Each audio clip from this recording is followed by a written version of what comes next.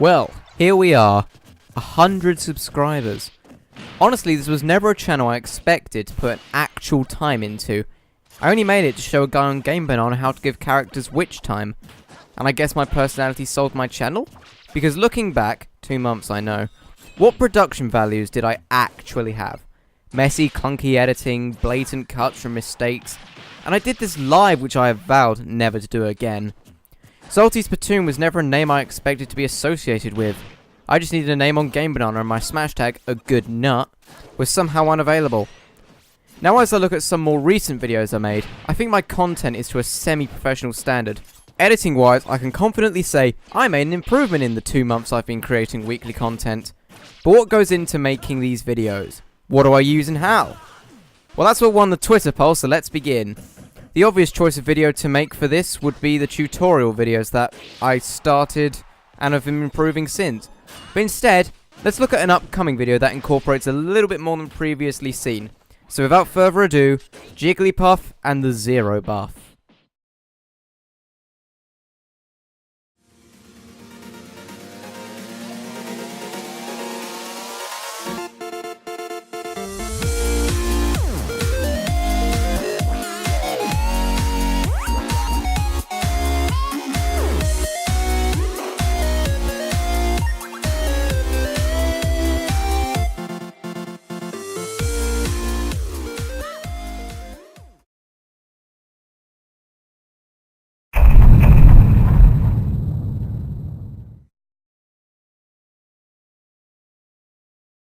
Probably the smallest and least time consuming part of the process for a video. A lot of people will say to read over and over your script to make sure it's professional, works, consistent and flows. But I'm too lazy for that, and I feel if I made everything professional looking, it wouldn't be me or my words. I like to use Microsoft Word, as unless I went the Tomska route, I don't need any proper scripting software, so writing down words in Word works. I like to write down just what I want to say and read over once or twice to make sure there's no repetitions or spelling mistakes. That's essentially all there is to this process of making the video. It normally doesn't take too long to do, and it gives me a much easier time with recording as everything I need to say is in front of me. Unlike live where it's all coming out my arse. But with that, we can now record what we wrote.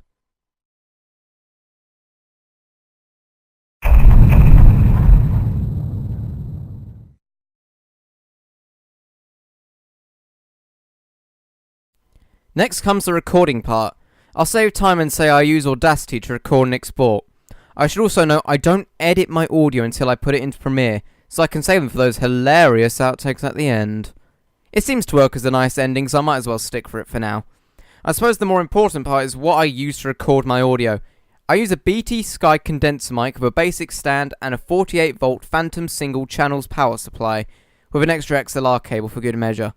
Overall coming to about 40 quid or about $52. So for this quality, if you can call it that, it's not a terrible setup. Obviously in the future I'm looking to upgrade, but at the moment this is fine. However, we now have to edit. Oh boy.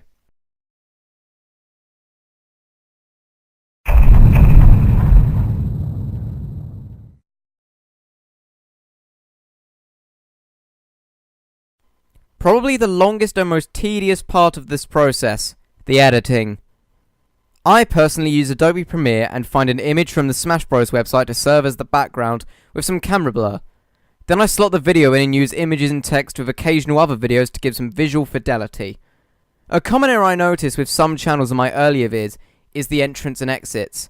I like to think editing is my strong point when it comes to these videos, so here's a small tip on how to make your videos look a bit more professional and flow more. Though please note, this is assuming you have knowledge of Adobe Premiere and keying with keyframes.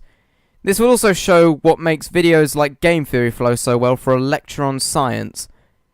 When you have things on screen, the most important thing is to make it not just appear and disappear, but to be part of the video with an entrance and an exit. So some ways to have something come on and off of the screen involves sliding on or off. For this, I like to set my item at the top of the screen, then advance 10 frames and reposition it as you want.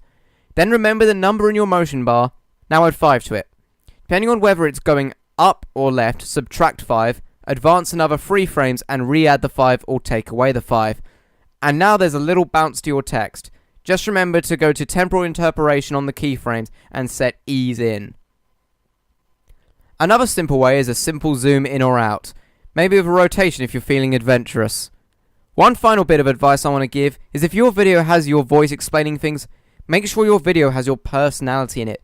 It's better to give an example. Say you're upset by something and want to show it outside your voice. Go to motion, change the anchor point to the top right corner. Now get your rotation going to give it a swinging effect, then a simple drop.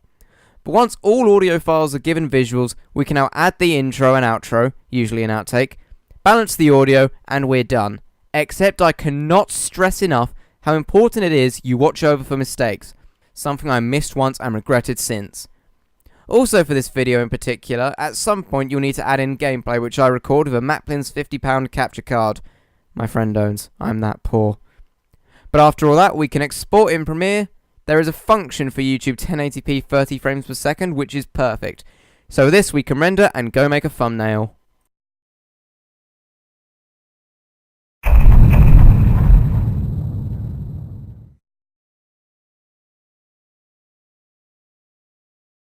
For the thumbnails, or most recent ones, I like to use Blender to pose a character, Smash characters mostly, and render the PNG to it behind a generic background with the video title and Smash logo. Then after saving this, we are now finished and the video can be uploaded. We can now call the video done. Making the thumbnails is that simple, ladies and gentlemen.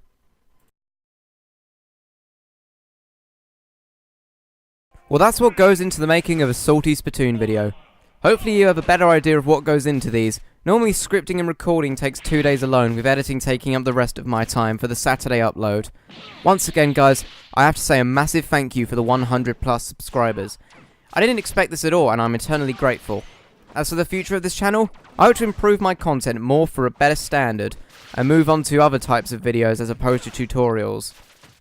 I'm not saying never make another tutorial, but I just have ideas for bigger and better things. I also don't want to entirely be a Smash Bros channel. Well, that's the main focus for now. Maybe later down the road I might make other videos on games like 3D World with friends for some shenanigans. The idea of this channel is to entertain, and while the original focus was to teach how to script edit in Smash, this is where I want to take my channel, and I hope you all look forward to that. I know some may disagree with this as you subscribe due to how much I was able to help you with modding, and I'm grateful. But I know what I want to make for this channel, and tutorials are just no longer at the top of that list. My goal for now is 100,000 subscribers in the silver play button. But I've rambled enough, so I'll end the video here. Thank you so much once again, ladies and gentlemen. Have a good one.